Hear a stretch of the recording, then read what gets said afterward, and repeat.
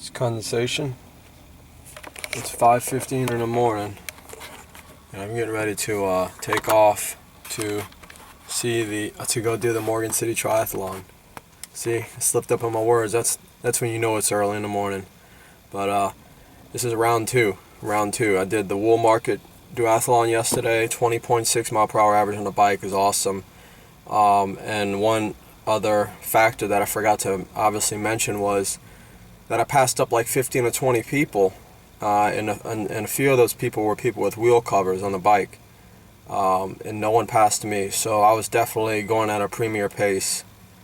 So I'm getting ready to head on over to this race, the Ironhorse. I'm gonna give me some iron abs at this race, and what an amazing double header this weekend. So I'm gonna go ahead and head on over there, and you guys follow and stay tuned. It's gonna be an awesome race once again. It's pretty simple. You show up and you show out. You know what I mean? That's all you do. So that's what I'm gonna do.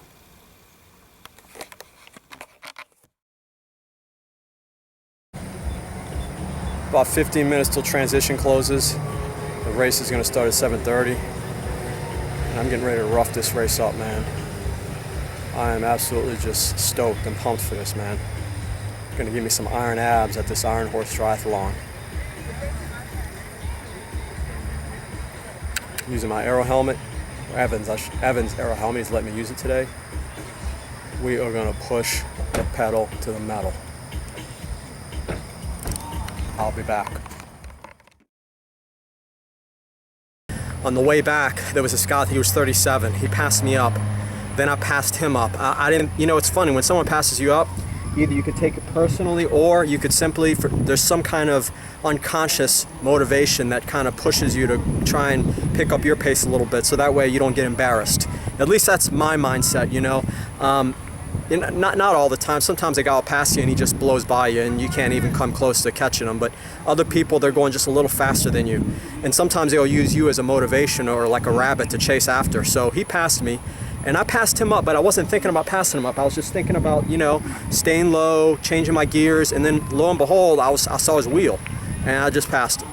Then he passed me up later and I was holding him off for a while. And I was thinking, you know what, he's probably thinking the same thing. He wants to like stay close, and probably towards the end he'll try and pass me, and guess what, that's what he did. But you know what happened? Towards the end, when I saw 1 mile left and I looked at my clock and I was like right on pace to average 22 to 21, I put my head down and this image came on my mind. You gotta knock him out. You gotta punch and punch. You can't punch no more. Your whole life here. Knock him out, Rapper. So when that image came on my mind, I put my gear on the highest resistance. Remember, we're going into a headwind coming back, and I just absolutely gave it.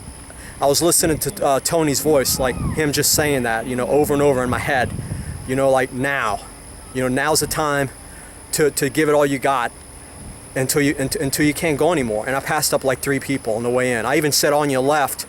Right at the dismount, I actually passed this woman. Looked like she had a cover on the wheels. She passed me up at the end, but I passed her up right at like 20 feet away from the dismount. And then I ran in because I want to try and get 22 miles an hour. And I tell you, it was an amazing race.